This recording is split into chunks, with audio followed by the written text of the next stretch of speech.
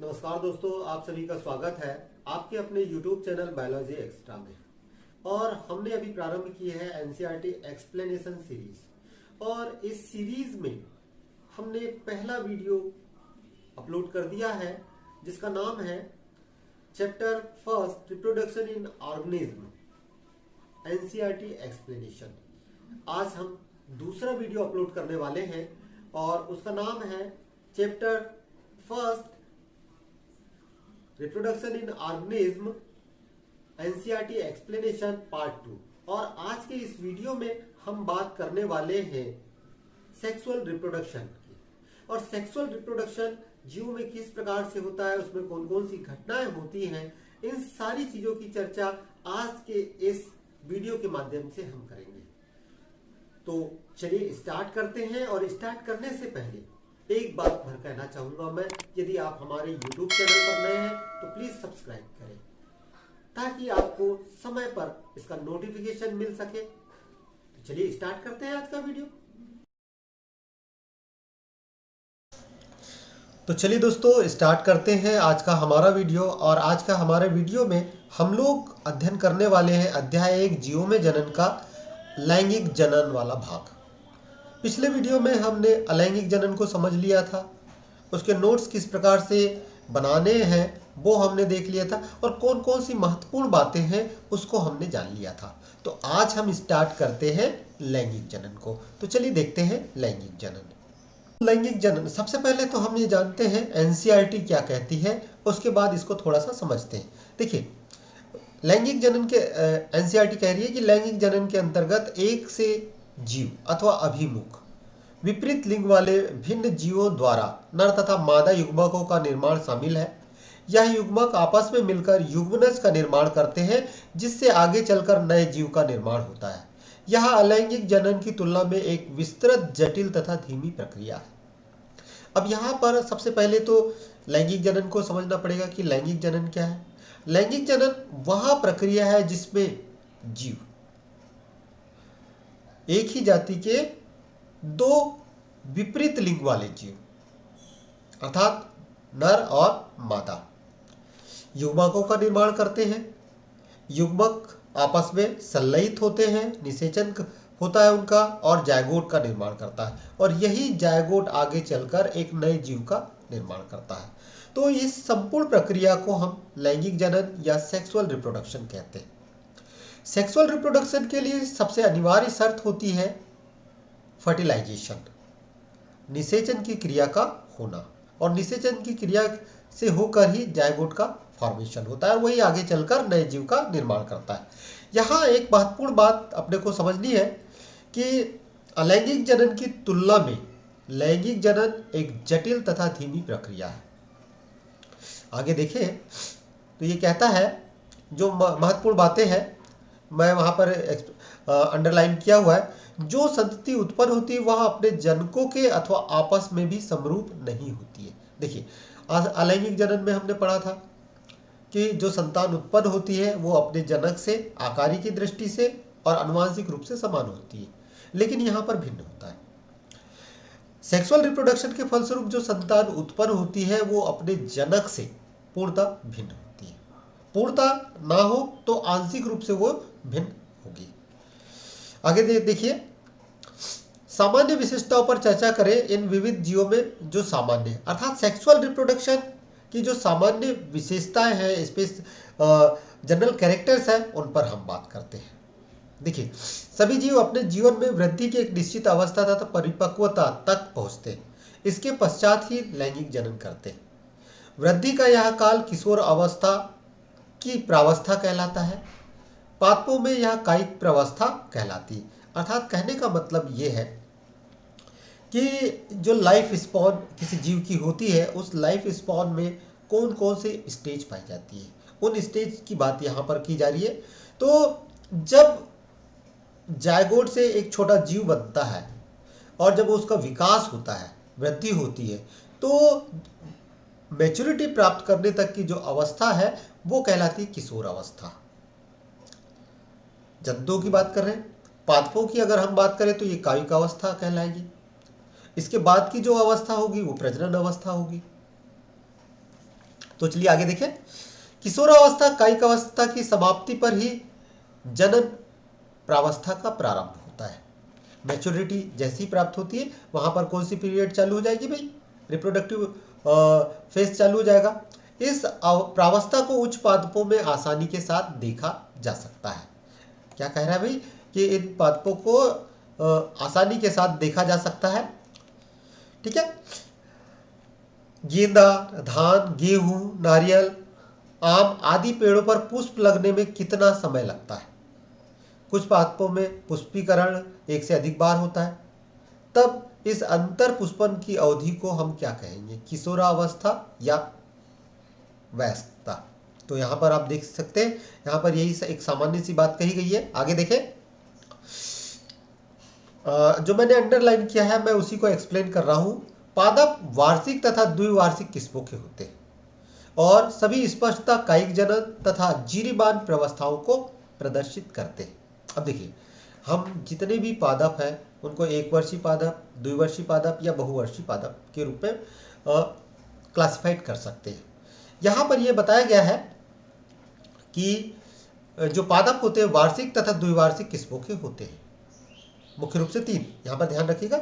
सबसे पहला वार्षिक, दूसरा द्विवार्षिक और तीसरा बहुवार्षिक, है ना। एक वार्षिक का मतलब क्या है कि ऐसे पादप जो अपने जीवन काल एक वर्ष में ही संपन्न कर देते हैं, जैसे कि गेहूं, धान। ये पौधे कैसे, इनका जीवन काल एक वर्ष में एक ही सीजन में समाप्त हो जाता है। कुछ ऐसे पौधे होते हैं जिसे अपना जीवन काल संपन्न करने के लिए, अपना जीवन काल संपन्न करने के लिए 2 वर्षों की आवश्यकता होती है, जैसे प्याज, मूली, गाजर। ये द्विवर्षीय पौधा है। लेकिन कुछ पौधे ऐसे होते हैं जो अपना जीवन काल अनेक वर्षों में संपन्न करते हैं। इन पौधों को क्या कहते हैं, बहुवर्षीय कहते हैं, जैसे आम। तो यहीं पर यही बात कही है कि पादप वार्षिक तथा द्विवार्षिक किस्मों के होते हैं और यह सभी स्पष्टता कायिक जनन तथा जीरीमान प्रावस्थाओं को प्रदर्शित करते हैं। परंतु बहुवर्षीय जातियों में इन प्रावस्थाओं को स्पष्ट रूप से परिभाषित करना कठिन है। कुछ पादप असामान्य रूप से पुष्पीकरण की क्रियाविधि को प्रदर्शित करते हैं। अब यहाँ पर ये जो महत्वपूर्ण बात है उसको जरूर नोट करिएगा कि इनमें से कुछ, जैसे बांस की जाति के पादप अपने पूरे जीवन काल में सामान्यतः 50 से 100 वर्षों के बाद केवल एक बार पुष्प उत्पन्न करते हैं। प्रश्न बना कि ऐसे कौन से पौधे हैं जो अपने जीवन काल में केवल एक बार पुष्प उत्पन्न करते हैं, और उसका एग्जाम्पल क्या है, बांस। परिणाम स्वरूप एक बड़ी संख्या में फल उत्पन्न होते हैं और मर जाते हैं। एक और अन्य पादप की बात किया है, स्ट्रोबिलेंथस कुंजियाना, जिसे नीला कुरेंजी भी कहते हैं, 12 वर्षों में केवल एक बार पुष्प उत्पन्न करता है। ये दोनों प्रश्नों को जरूर नोट करें। आगे चलते हैं और देखते हैं, यहां पर एक बात समझते हैं, प्राणियों की बात करते हैं। पक्षी क्या वर्ष भर में अंडे देते रहते हैं अथवा यह किसी मौसम से संबद्ध घटनाक्रम है, यह प्रश्न किया गया है। तो इसको हम नोट नहीं कर रहे हैं, आगे चलते हैं। यहां पर देखिए, सबसे महत्वपूर्ण बात क्या है उस बात को समझें। जंतुओं की बात की जा रही है। जनन प्रावस्था के दौरान अपरा स्तनीय मादा के अंडाशय की सक्रियता में चाक्रिक तथा सहायक वाहिका और हार्मोन में परिवर्तन आने लगते हैं। नॉन प्राइमेट्स स्तनधारियों जैसे गाय, भेड़, चूहों, हिरण, कुत्ता, चीता आदि में जनन के दौरान अनेक चाक्रिक परिवर्तन देखे गए हैं, जिन्हें मध चक्र या ओएस्टर साइकिल कहते हैं। यहाँ पर यह एग्जाम्पल नोट करने की बात है कि ओएस्टर साइकिल या मध चक्र किन जीवों में पाया जाता है। तो यहाँ पर एग्जाम्पल क्या दिया है, गाय, भेड़, चूहों, हिरण, कुत्ता, चीता आदि में ये मध चक्र पाया जाता है, जिसको हीट पीरियड कहा जाता है। और इसी हीट पीरियड के दौरान ही इनमें ओम का फॉर्मेशन होता है और ओम के फॉर्मेशन के बाद यह वो पूरी तरह से स्पर्म के साथ फर्टिलाइज होने के लिए तैयार होती है। आगे देखिए, जबकि प्राइमेट्स जैसे बंदर, एप्स और स्वयं मनुष्य में ऋतुस्राव चक्र पाया जाता है। तो यहां पर ध्यान रखने वाली बात क्या है कि ओएस्टर साइकिल किन में पाया जाता है और ऋतुस्राव चक्र किन में पाया जाता है। आगे देखिए, अधिकांश स्तनधारियों विशेषकर जो प्राकृतिक रूप से वनों में रहते हैं अपने जनन प्रावस्था के दौरान अनुकूल परिस्थितियों में ऐसे चक्रों का प्रदर्शन करते हैं। इसी कारण इन्हें ऋतुनिष्ठ अथवा मौसमी प्रजनक कहते हैं। अधिकांशतः स्तनधारी अपने पूर्ण जनन काल में जनन के लिए सक्रिय होते हैं। इसी कारण उन्हें सतत प्रजनक कहते हैं। जो पूरे जीवन काल में प्रजनन कर सकते हैं वो क्या कहलाएंगे? सतत प्रजनक कहलाएंगे। जो एक पर्टिकुलर मौसम में करेंगे उन्हें क्या कहलाएंगे? मौसम प्रजनक कहलाएंगे। आगे चले, प्रजनन आयु की समाप्ति को जीर्णता या वृद्धावस्था के मापदंड के रूप में माना जा सकता है। प्रजनन की समाप्ति हुई और प्रजनन की समाप्ति के पश्चात की जो अवस्था है वो अवस्था क्या कहलाती है? जीर्णता अवस्था या वृद्धावस्था कहलाती है, जिसको हम एजिंग कहते हैं। यहाँ पर एक बात ध्यान में रखना पड़ेगा कि एजिंग का जो अध्ययन है वो जीरेंटोलॉजी के अंतर्गत किया जाता है। जीरेंटोलॉजी के अंतर्गत इसका अध्ययन किया जाता है। आगे देखिए, शरीर में जीवन की अवधि के अंतिम चरण में सहवर्ती परिवर्तनों जैसे उपापचय का मंद गति से होने लगते हैं और वृद्धावस्था अंततः मृत्यु तक ले जाती है। तो यहाँ पर हमने क्या देखा कि किसी जीव की जो लाइफ साइकिल है उस लाइफ साइकिल में मुख्य रूप से 3 अवस्था है। किशोरावस्था, प्रजनन अवस्था, प्रजनन पश्चावस्था या जिसको हम बोलते हैं वृद्धावस्था, और अंत में मृत्यु। मृत्यु क्या है?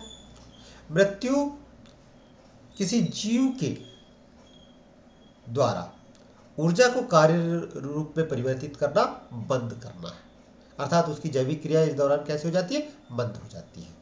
आगे चले, पादप तथा प्राणियों दोनों ही में तीनों प्रावस्थाओं के बीच संक्रमण के लिए हार्मोन उत्तरदायी पाए जाते हैं। यहाँ पर ध्यान में रखिएगा कि जो तीनों प्रावस्थाएं हैं, इन तीनों प्रावस्थाओं के बीच संक्रमण के लिए कौन रिस्पॉन्सिबल है? हार्मोन रिस्पॉन्सिबल है। तो चलिए अब आगे देखते हैं लैंगिक जनन की कुछ घटनाएं। जो सेक्सुअल रिप्रोडक्शन होता है उस सेक्सुअल रिप्रोडक्शन में कौन कौन सी घटनाएं घटित होती है उनकी हम बात करते हैं। देखिए, तो यहाँ पर एक बात समझना पड़ेगा कि लैंगिक जनन की जो प्रावस्था है उनको हम 3 भागों में बांट सकते हैं। प्रजनन पूर्व प्रावस्था, प्रजनन प्रावस्था और प्रजनन पश्चात प्रावस्था,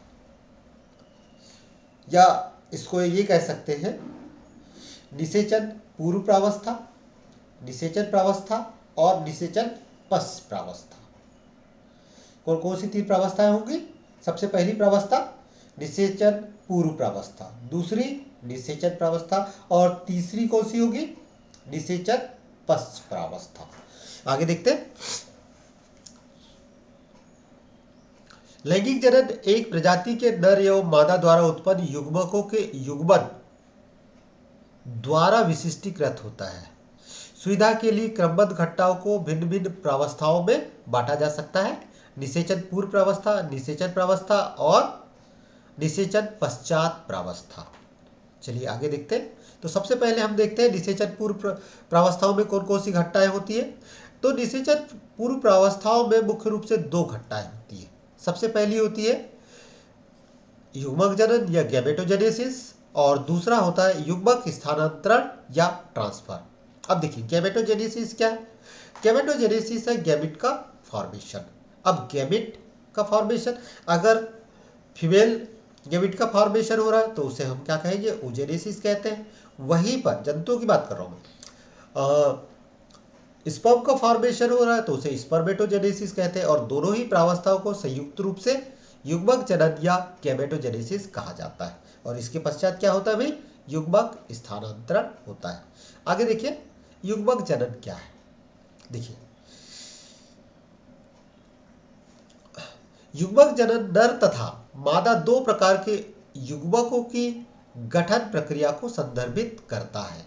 यहाँ पर एक बात ये ध्यान रखिएगा कि युग्मक जनन नर तथा मादा 2 प्रकार के युग्मकों की गठन प्रक्रिया को संदर्भित करता है, अर्थात नर युग्मक और मादा युग्मक के निर्माण को बताता है। युग्मक एक प्रकार से अगुणित कोशिकाएं होती है। कैसी होती है भाई? युग्मक कैसी है? अगुणित कोशिकाएं होती है तथा कुछ शैवालों में दो युग्मक देखने में एक दूसरे के समान दिखाई पड़ते हैं, इसी कारण यह समयुग्मकी कहलाते। अब यहाँ पर समयुग्मकी जो देखने में कैसे हो, आकारी की दृष्टि से कैसे होते हैं? समान होते हैं, तो इनको हम क्या कहते हैं? समयुग्मकी। और वो होते किसमें? शैवालों में। आगे देखिए, यहाँ पर कुछ एग्जाम्पल दिए हुए हैं। अब यहाँ पर देखिए, सबसे पहले ये वाला एग्जाम्पल देखिए। इस एग्जाम्पल में ये एग्जाम्पल है क्लेडोफोरा, जो एल्गी है। दोनों युग्मक जो है एक दूसरे से आकारी की दृष्टि से कैसे दिखाई दे रहे हैं? समान दिखाई दे रहे हैं। इस कारण से इस प्रकार के युग्मकों को जो है समयुग्मक कहा जाता है। अब वहीं पर दूसरे तरफ चले तो बी वाला जो सेक्शन आप देख रहे हैं ये फ्यूकस का है। फ्यूकस में जो कि एक प्रकार का एल्गी है, जहां पर आप देख रहे हैं कि दोनों युग्मक एक दूसरे से कैसे भिन्न है। एक का आकार छोटा है, एक का आकार कैसा है? बड़ा है। तो ये इस प्रकार के युग्मक जो है वो क्या कहलाएंगे? विषम युग्मक या भिन्न युग्मक कहलाते हैं। मानव में भी यही चीज होती है। आप ये देख सकते हैं, ये स्पर्म और ये क्या है? अंडाणु। दोनों एक दूसरे से आकार में भिन्न है, इस कारण से इनको हम क्या कहते हैं? विषम युग्मक कहते हैं। आगे देखिए कि अधिकतर लैंगिक प्रजनक जीवों द्वारा आकारी की रूप से स्पष्ट दो प्रकार के युग्मक पैदा किए जाते हैं। विषम युग्मक पैदा किए जाते हैं। इस प्रकार के जीवों में नर युग्मकों को पुंबणु या शुक्राणु कहते हैं, जबकि मादा युग्मकों को अंड अथवा डिंब कहते हैं। ये वाला डायग्राम आप देख सकते हैं। आगे चले, जीवों में लैंगिकता की बात कर रहे हैं। जब एक ही पादप में दोनों नर तथा मादा जनन संरचनाएं पाई जाती है तो वह द्विलिंगी होता है। यहाँ पर ध्यान रखिएगा कि जब एक ही पादप में, यहाँ पर पादप और जंतु में थोड़ा सा डिफरेंस जो है वो यहाँ पर शो कर रहा है कि जब एक ही पादप में दोनों नर तथा मादा जनन संरचनाएं पाई जाती है तो वह द्विलिंगी, अथवा जब वह भिन्न पादपों में हो तो एक लिंगी कहलाता है। नर और मादा जनन संरचना एक ही इसमें हो तो क्या होगा? द्विलिंगी होता है। जैसे जंतुओं में केंचुआ पाया जाता है, वैसे ही आपने देखा होगा जो जसवंत जिसको कहा जाता है, हिबिस्किस रोजा साइनेंसिस, कैसा है भाई? द्विलिंगी है। उसमें मेल रिप्रोडक्टिव ऑर्गन और फीमेल रिप्रोडक्टिव ऑर्गन एक ही पौधे में पाई जाती है, एक ही पुष्प में पाए जाते हैं, तो ये कहलाता है द्विलिंगी। हाँ, आगे देखिए, बहुत सी फंजाई तथा पादपों में द्विलिंगी स्थिति को उल्लेखित करने के लिए उभय लिंगाश्रयी अथवा समथैलेसी शब्द का प्रयोग करते हैं। यहाँ भी यह बात आपको ध्यान में रखनी है कि बहुत सी फंजाई तथा पादपों में द्विलिंगी स्थिति को उल्लेखित करने के लिए उभय लिंगाश्रयी अथवा समथैलेसी पादपों का प्रयोग किया जाता है, जबकि एक लिंगता की स्थिति को उल्लेखित करने के लिए एक लिंगाश्रयी मोनोसियस तथा विषम थैलेसी शब्द प्रयोग किए जाते हैं। आगे देखिए, पुष्पी पादपों में एक लिंगी नर पुष्प पुंकेसरी होता है, अर्थात पुंकेसर वहन करने वाला, जबकि मादा पुष्प स्त्री केसर अर्थात स्त्री केसर धारण किए रहता है। कुछ पुष्पी पादपों में एक अकेला पादप उभय लिंगाश्रयी नर या मादा दोनों लिंगी हो सकता है। आगे देखिए, उभय लिंगाश्रयी पादपों के कुछ उदाहरण कुकर बीट्स तथा नारियल वृक्ष है। देखिए, कुकर बीट्स मतलब कद्दू फैमिली, जहां पर आप गिलकी हो गया, लौकी हो गया, कुमड़ा हो गया, ये इस तरह के एग्जाम्पल है। जबकि पपीता तथा खजूर एक लिंगाश्रयी के उदाहरण है। आपने देखा होगा कि जो पपीता का पौधा होता है उसमें नर पौधा अलग होता है और मादा पौधा अलग होता है। आगे चलते हैं और देखते हैं, अनेक एक लिंगी प्राणी प्रजातियों की सूची बना सकते हैं आप। देखिए, यहाँ एग्जाम्पल दिया है। प्राणियों में केचुआ, स्पंज, टेपवर्म तथा जोंक द्विलिंगी प्राणियों के प्रारूपिक उदाहरण है। इनमें नर तथा मादा जनन दोनों ही एक ही प्राणी में पाया जाता है। तिलचट्टा एक लिंगी प्राणी का उदाहरण है। अब आपको बताना है कि मानव क्या है, एक लिंगी है या द्विलिंगी है। तो यहाँ पर एग्जाम्पल दिए हुए हैं, आप देख सकते हैं। केचुआ ये द्विलिंगी प्राणी का उदाहरण है। यहाँ पर मेल और फीमेल रिप्रोडक्टिव ऑर्गन एक ही इसमें पाए जाते हैं।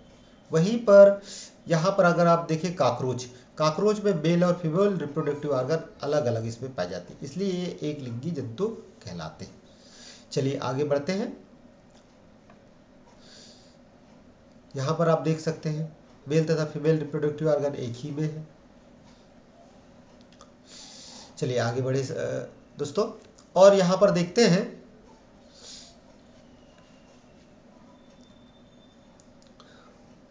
अब देखते हैं युग्मक संरचना के दौरान कोशिका विभाजन।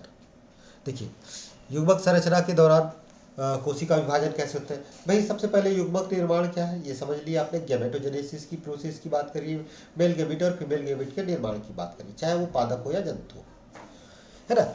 सभी विषम युग्मकी प्रजातियों में युग्मक प्राय दो प्रकार के होते हैं, नर तथा मादा। युग्मक अगुणित होते हैं, ये हमने थोड़ी देर पहले भी हमने ये देखा था।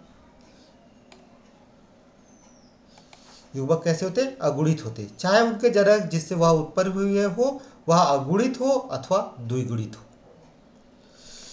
एक गुणित जनक सूत्री विभाजन के द्वारा युग्मक उत्पन्न करते हैं।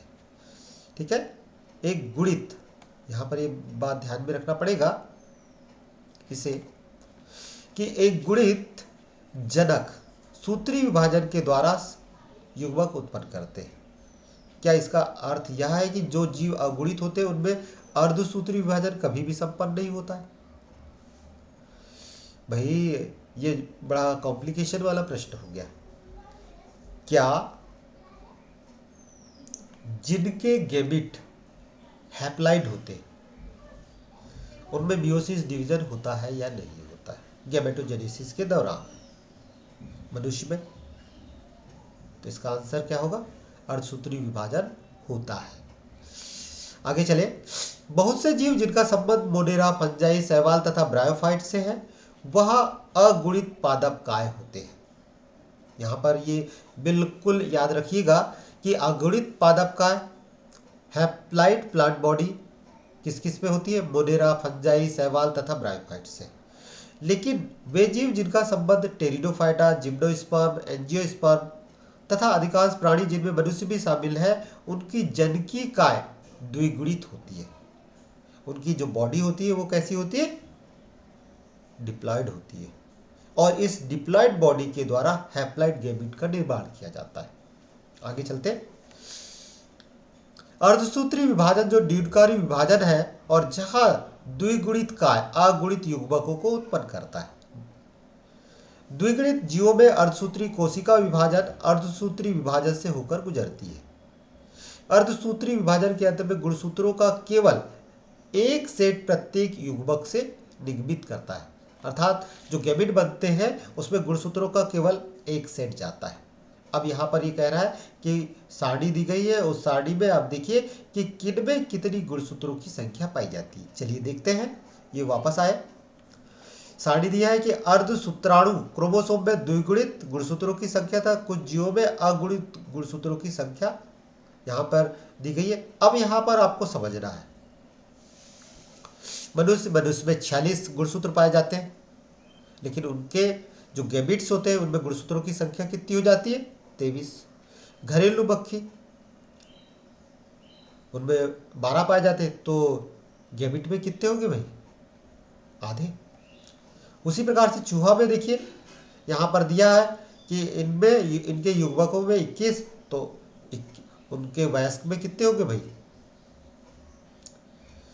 वयस्क में कितने होंगे? इससे डबल। तो इस प्रकार से आप इस चार्ट को अध्ययन कर सकते हैं।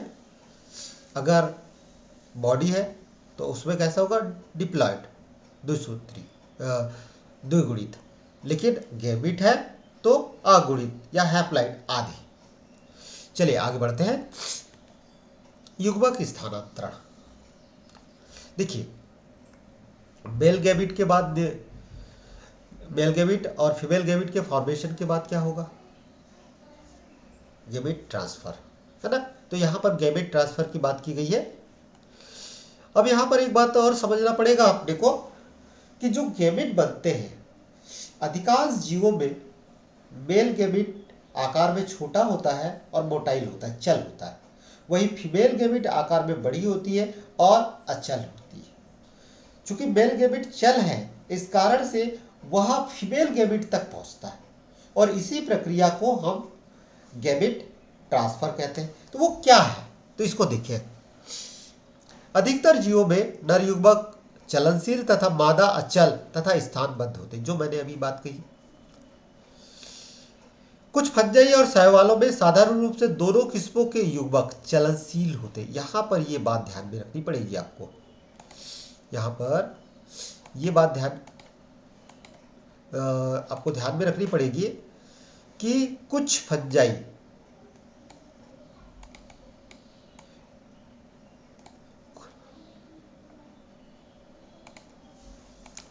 फंजाई और शैवालों में साधारण रूप से दोनों किस्मों के युग्मक चलनशील होते हैं। इन्हें एक माध्यम की आवश्यकता होती है जिससे होकर नर युग्मक गति करता है।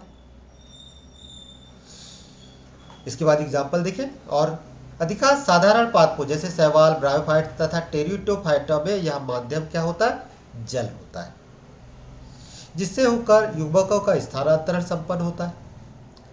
नर युग्मकों की एक बहुत बड़ी संख्या यद्यपि मादा युग्मक तक पहुंचने में असमर्थ होती है, तथापि परिवहन के दौरान नर युग्मक की हानि को पूरा करने के लिए नर युग्मक मादा युग्मकों की तुलना में कई हजार संख्या में पैदा किए जाते हैं। अब यहां पर प्रश्न बना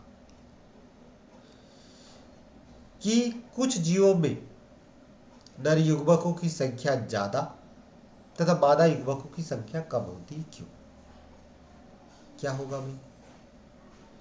और उसका कारण है कि नर युग्मक चल होते हैं, आकार में छोटे होते हैं तथा मादा युग्मक तक पहुंचने के लिए उनको माध्यम की आवश्यकता होती है और उस माध्यम तक पहुंचने के दौरान कई प्रतिकूल परिस्थितियों का सामना करना पड़ता है।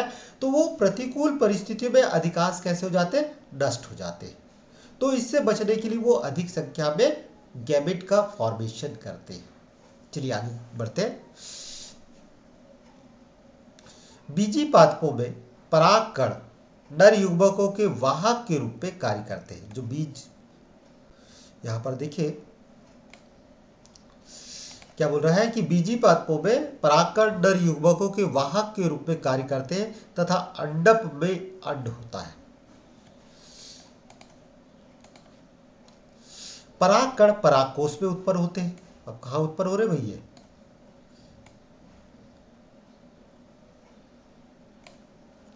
परागकण परागकोश में उत्पन्न होते हैं तथा निषेचन अंतः निषेचन संपन्न हो उससे पहले ही यह परागकण वर्तिकाग्र में स्थानांतरित हो जाने चाहिए।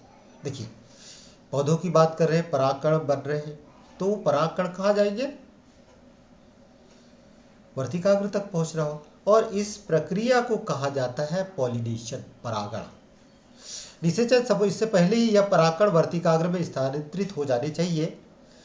द्विलिंगी प्राणियों में स्वतः निषेचनीय पादप जैसे मटर में परागकणों का वर्तिकाग्र पर स्थानांतरण अपेक्षाकृत सरल होता है क्योंकि इनमें परागकोश तथा वर्तिकाग्र एक दूसरे के निकट स्थित रहते हैं।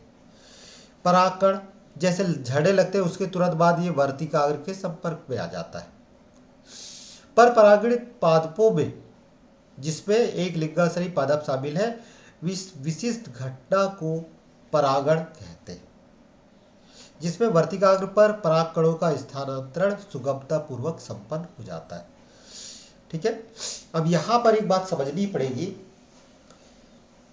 कि कुछ पादप ऐसे होते हैं जो कैसे होते हैं, एक लिंगी होते हैं, उनमें परागण कौन सा होगा, पर परागण होगा।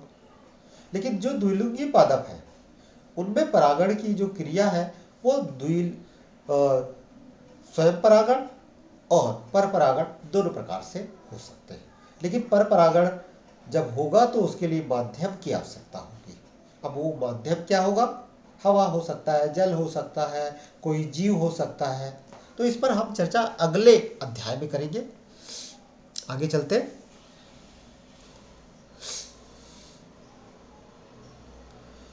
परागकण वर्तिकाग्र पर अंकुरित होते हैं तथा परागनली नर युग्मकों को अपने साथ लेती हुई अंडक के भीतर प्रवेश कर जाती है। अंड के पास नर युग्मकों को अपने से बाहर निकाल देती है। यहाँ पर ये बात भी थोड़ा नोट करने योग्य है। एक लिंगाश्रयी प्राणियों में चूंकि नर तथा मादा युग्मक अलग अलग जीवों में बनते हैं, ऐसे में जीवों को युग्मकों के स्थानांतरण के लिए एक विशेष प्रकार की विधि विकसित करनी पड़ती है। तो इस प्रकार लैंगिक जनन में एक सर्वाधिक विशिष्ट घटना के लिए निषेचन हेतु सफलतापूर्वक स्थानांतरण तथा युग्मकों का साथ साथ होना अनिवार्य है। चलिए, तो अभी तक हमारी जो बात चल रही थी वो बात क्या चल रही थी कि पूरे का पूरा जो रिप्रोडक्शन काल है उसको हम 3 भागों में बांटे। सबसे पहला निषेचन पूर्व प्रावस्था, निषेचन प्रावस्था और निषेचन पश्च प्रावस्था। निषेचन पूर्व प्रावस्था में 2 चीजें आ गई, गैमेट का फॉर्मेशन और गैमेट का स्थानांतरण। निषेचन के लिए गैमेट का स्थानांतरण होना। अब गैमेट का स्थानांतरण अलग अलग जीवों में अलग अलग तरीके से होता है। उच्च श्रेणी के जो पादप है उसमें पॉलिनेशन होता है और वो पॉलिनेशन भी अलग अलग प्रकार के होता है। चलिए आगे बढ़ते हैं और अब जानते हैं निषेचन को। देखिए, निषेचन वह प्रक्रिया जिसमें मेल गैमेट और फीमेल गैमेट का फ्यूजन होता है, दोनों फ्यूज्ड होते हैं और जायगोट का फॉर्मेशन करते हैं। देखिए, लैंगिक जनन की सर्वाधिक महत्वपूर्ण एवं रोमांचकारी घटना युग्मक का युग्मन है। यह प्रक्रिया युग्मक संलयन या साइनोगैमी कहलाती है, जिसके परिणाम स्वरूप द्विगुणित जायगोट का निर्माण होता है। इस प्रक्रिया के लिए निषेचन या फर्टिलाइजर का बहुधा प्रयोग किया जाता है। यद्यपि युग्मक संलयन तथा निषेचन शब्दों का प्रयोग बहुधा होता रहता है, हालांकि ये एक दूसरे के पूरक है, एक दूसरे के पूरक के रूप में इनका इस्तेमाल किया जाता है। आगे देखिए, कुछ जीवों में जैसे कि रोटीफर्स में, मधुमक्खियों में, यहाँ तक कि कुछ छिपकलियों तथा पक्षी आदि में बिना निषेचन अर्थात नर युग्मक के युग्मन की बिना ही मादा युग्मक नए जीव के निर्माण हेतु विकसित होने लग जाती है। इस प्रकार की घटना अनिषेचक जनन या पार्थेनोजेनेसिस कहलाते हैं। देखिए, यहाँ पर ये बड़ी महत्वपूर्ण बात कही गई है कि कुछ जीव ऐसे होते हैं जहाँ पर निषेचन की आवश्यकता नहीं होती, निषेचन के बगैर ही जीव उत्पन्न हो जाते हैं। तो ये जो घटना है इसको हम क्या कहते हैं? पार्थेनोजेनेसिस कहते हैं। और ये किस में पाई जा रही है? रोटीफर्स में, मधुमक्खियों में, कुछ छिपकलियों में तथा पक्षियों में ये पाया जाता है, कुछ पक्षियों में जैसे टर्की। आगे देखिए, अब सवाल ये उत्पन्न होता है कि फर्टिलाइजेशन की प्रोसेस तो होनी है, तो कहाँ होनी है? तो फर्टिलाइजेशन की प्रोसेस देखिए, अधिकतर जलीय जीवों में जैसे अधिकतर शैवालों तथा मछलियों में, यहाँ तक कि जल स्थल जल प्राणियों में युग्मक संलयन बाहरी माध्यम अर्थात जीव के शरीर के बाहर संपन्न होता है। इस प्रकार के युग्मक संलयन को बाह्य निषेचन कहा जाता है। ठीक है, निषेचन की प्रक्रिया 2 प्रकार से होगी, अंतः निषेचन और बाह्य निषेचन। बाह्य निषेचन शरीर के बाहर होगा और शरीर से बाहर कहाँ होगा? जल में संपन्न होगा। अंतः निषेचन कहाँ होगा? शरीर के अंदर होगा। आगे देखते हैं, बाहरी माध्यम जल युग्मक संलयन के अवसर को बढ़ाने के लिए काफी संख्या में युग्मक निर्मुक्त करते हैं। ऐसा बॉडीफिश एवं मेढकों में होता है, जहां भारी संख्या में संतानें पैदा होती है, परंतु इसमें बड़ी कमी है कि इनकी संतानें शिकारियों का शिकार होने जैसी नाजुक स्थितियों से गुजरती है और वयस्क होने तक उनकी उत्तरजीविता काफी जोखिमपूर्ण हो जाती है। अब यहाँ पर एक बात और समझ कि प्रश्न आया कि which is the best, external fertilization और इंटरनल फर्टिलाइजेशन? इंटरनल फर्टिलाइजेशन अच्छा है या एक्सटर्नल फर्टिलाइजेशन? या एक्सटर्नल फर्टिलाइजेशन की क्या हानियां हैं? तो ये हम बता सकते हैं कि एक्सटर्नल फर्टिलाइजेशन शरीर के बाहर जल में संपन्न होता है, जहां पर गैमेट और फीमेल गैमेट को अनेक विपरीत परिस्थितियों का सामना करना पड़ता है, शिकारियों का सामना करना पड़ता है, जो एक्सटर्नल फर्टिलाइजेशन के लिए एक ड्रॉबैक है। आगे बढ़े, बहुत सारे स्थलीय जीवों में जैसे कि फंजाई, उच्च श्रेणी के प्राणी जैसे सरीसृप, पक्षी तथा स्तनधारी और अधिकांशतः पादप जैसे ब्रायोफाइट, टेरिडोफाइट, जिम्नोस्पर्म तथा एंजियोस्पर्म में युग्मक संलयन शरीर के भीतर होता है। अतः यह प्रक्रिया आंतरिक निषेचन कहलाती है। देखिए, आंतरिक निषेचन किन किन में पाया जाता है आप जरूर नोट कर लें। आगे बढ़ते हैं, अतः यह प्रक्रिया आंतरिक निषेचन इंटरनल फर्टिलाइजेशन कहलाती है। इन सभी जीवों में अंडे की रचना मादा के शरीर के भीतर होती है, जहां पर वह नर युग्मक से संगलित हो जाते हैं। आंतरिक निषेचन प्रदर्शित करने वाले जीवों में नर युग्मक चलनशील होते हैं और इन्हें अंडे के साथ युग्मन करने के लिए अंडे तक पहुंचना होता है। इस प्रक्रम हेतु जो शुक्राणु पैदा होते हैं उनकी संख्या विशाल होती है, परंतु जो अंडे उत्पन्न होते हैं उनकी संख्या अपेक्षाकृत कम होती है। यद्यपि बीजी पादपों में अचलनशील नर युग्मक पराग नलिका द्वारा मादा युग्मक तक पहुंचते हैं। तो सीधी सी बात है भाई कि इंटरनल फर्टिलाइजेशन होगा तो ओवम तक पहुंचने के लिए बहुत सारे क्या चाहिए, गैबिट्स चाहिए, मेल गैबिट्स चाहिए। वहां तक पहुंचते पहुंचते तो अधिकांशतः मर जाते, केवल एक गैबिट फर्टिलाइज्ड होता है। आगे चलते हैं। इसके बाद आ जाते हैं निषेचन पश्च घटनाएं। निषेचन पश्च घटना में दो महत्वपूर्ण घटनाएं कौन कौन सी है, तो देखिए युग्मनज। युग्मनज क्या है भाई, जब मेल गैमेट और फीमेल गैमेट आपस में फ्यूज्ड हो जाते हैं तो उसे हम कहते हैं युग्मनज या जायगोट।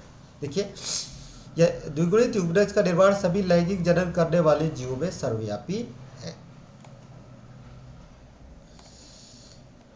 बाह्य निषेचन करने वाले सभी जीवों में युग्मनज का निर्माण बाह्य माध्यम में होता है, जबकि वह जीव जिसमें आंतरिक निषेचन होता है शरीर के भीतर युग्मनज की संरचना होती है। बिल्कुल स्वाभाविक रूप से ये बात हमारी चल रही। आगे देखिए, युग्मनज के आगे का विकास जीव के अपने जीवन चक्र तथा वहां के पर्यावरण पर निर्भर करता है। फंजाई एवं शैवाल से संबद्ध जीवों में युग्मनज एक मोटी भित्ति को विकसित करती जो इसकी शुष्कन तथा क्षति से रक्षा करती है। यह अंकुरण से पूर्व काफी समय तक विश्रांति काल में रहता है, जिसको रेस्टिंग पीरियड कहते हैं, डर्मेंसी पीरियड कहते हैं। ठीक है। द्विगुणित जीवन चक्र वाले जीवों में युग्मनज अर्धसूत्रण द्वारा विभाजित होकर अगुणित अंडाणु का निर्माण करते, जो अगुणित वैष्टि के रूप में वृद्धि करता है। देखिए कुछ जीव ऐसे होते हैं द्विगुणित जीवन चक्र वाले जीवों में, द्विगुणित जीवन चक्र है ना, डिप्लॉयड लाइफ साइकिल वाले जीवों में अगुणित अंडाणु का निर्माण होता है, जो अगुणित वैष्टि के रूप में वृद्धि करता है। आगे चलते हैं। अब इसके बाद दूसरी जो घटना है, सब भाई निषेचन पश्चात की घटना कौन सी, सबसे पहले जायगोट का फॉर्मेशन।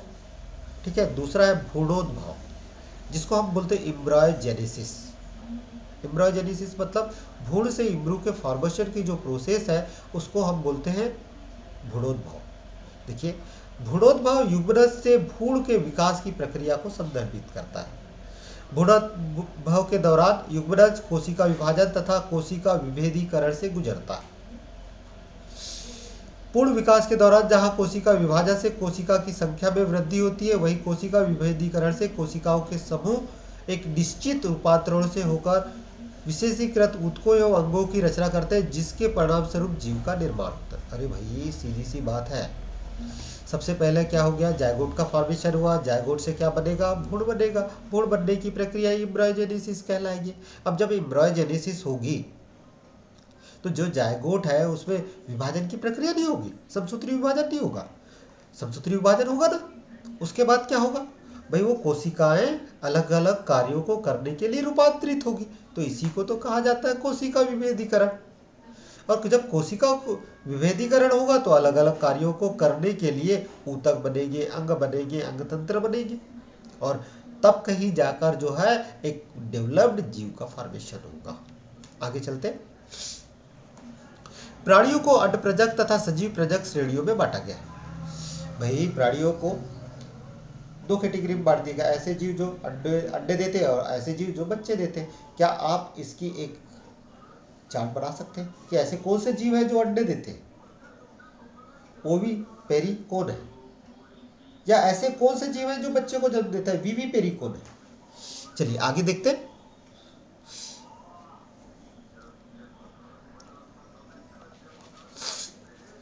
जो इस तथ्य पर आधारित है कि युग्मनज ने मादा जनक के शरीर के बाहर विकास किया है अथवा भीतर, उसका जन्म निषेचित या अनिषेचित अंडे के द्वारा हुआ है अथवा शिशु के रूप में प्रसव से हुआ है। भाई विविपेरी और ओविपेरी की घटना का ये कारण बताया गया है।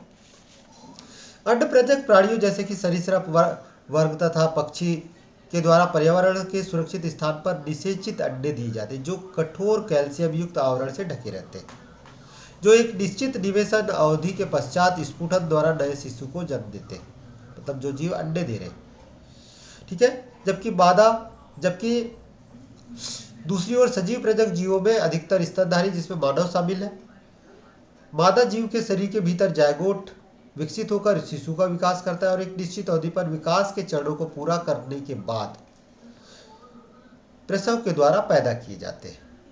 भ्रूण सही देखभाल तथा संरक्षण के कारण सजीव प्रजनक जीवों के उत्तरजीवित रहने के सुअवसर बढ़ जाते हैं। पेरेंटल केयर के द्वारा उनके आगे बढ़ते रहने के अवसर बहुत ज़्यादा होते हैं। अगर उनकी तरफ ध्यान नहीं दे तो कई जीव कैसे हो जाते हैं, मर जाते हैं। पुष्पी पादपों में युग्मनज का निर्माण बीजांड के अंदर होता है। अब यहाँ पर ये बात नोट करने वाली है कि पुष्पी पादपों में युग्मनज का निर्माण बीजांड के अंदर होता है। निषेचन के पश्चात ही पुष्प के बाह्य दल, पंखुड़ी तथा पुंकेसर मुरझाकर झड़ जाते हैं। निषेचन के पश्चात पुष्प के कौन से भाग नष्ट हो जाते हैं, तो ये यहाँ पर नोट करने वाली है। युग्मनज भ्रूण में तथा बीजांड बीज में विकसित हो जाता है। जायगोट किसको बनाता है भाई, इम्ब्रू को बना रहा है। वहीं पर बीजांड जो है किसको बना रहा है, बीज को बना रहा है। अंडाशय फल के रूप में विकसित होता है, जो आगे चलकर फल भित्ति का निर्माण करते हैं। इसे फल भित्ति कहा जाता है, पेरिकार्प कहते हैं। और इसका कार्य फल को सुरक्षित करना है। तो फल भित्ति का कार्य क्या है, फल को सुरक्षित करना। विकिरण के पश्चात बीज अनुकूल परिस्थितियों के आने पर अंकुरित होकर तथा एक नए पौधों को जन्म देते हैं। यहाँ पर जो बात नोट करने वाली है कि पुष्प के कौन से भाग किन किन अंगों का निर्माण करते हैं, किन किन संरचनाओं का निर्माण करते हैं, उसको समझने की बात है। तो यहाँ पर ये डायग्राम भी है। तो दोस्तों, इस प्रकार से हमने सेक्सुअल रिप्रोडक्शन इन ऑर्गेनिज्म को समझा है। अब यहाँ पर ये इसका सारांश दिया हुआ है, इस सारांश को भी आप देख सकते हैं। मोटे तौर पर अगर हम बात करें तो सेक्सुअल रिप्रोडक्शन में मुख्य रूप से 3 बातें सामने आती हैं, या सेक्सुअल रिप्रोडक्शन करने वाले जीवों में हम जो प्रजनन अवस्था होती है उसको 3 भागों में बांट सकते हैं। निषेचन पूर्व अवस्था, निषेचन अवस्था और निषेचन पश्चात अवस्था। निषेचन पूर्व अवस्था में 2 चीजें हैं। सबसे फर्स्ट है गैमेट का फॉर्मेशन, मेल गैमेट और फीमेल गैमेट का फॉर्मेशन, और गैमेट का स्थानांतरण। निषेचन प्रावस्था में मेल गैमेट और फीमेल गैमेट के फ्यूजन होता है, जिससे जायगोट का फॉर्मेशन होता है।